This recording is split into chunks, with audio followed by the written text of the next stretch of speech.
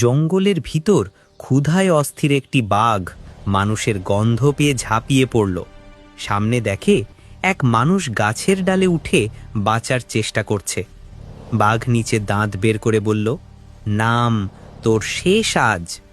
ঠিক তখনই শৃগাল এসে দৃশ্য দেখে হেসে উঠল। ভাগদাদা, আপনি এই মানুষকে ধরতে পারবেন? ওকে তো দেখছি বেশ চালাক।